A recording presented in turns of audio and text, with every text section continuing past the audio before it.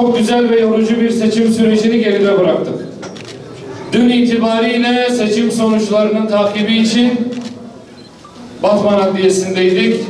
Seçim kurullarında oyların kayıt altına alınmasının takibini yapıyorduk.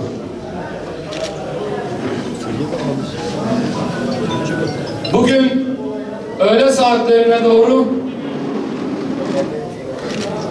Batman Milletvekilliği'nin 2. sırası için farkın hızla eridiğini ve geçtiğimiz 1,5 saat içerisinde lehimize bir farkın oluştuğunu gördük.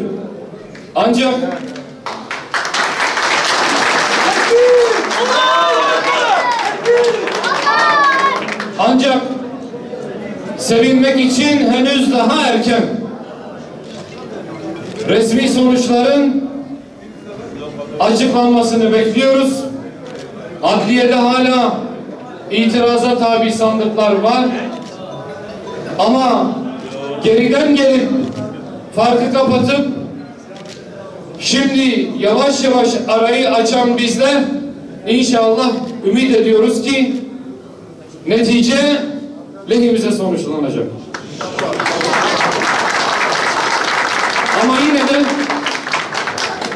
kesin neticeyi elde edinceye kadar itidalli olmaya devam etmeliyiz.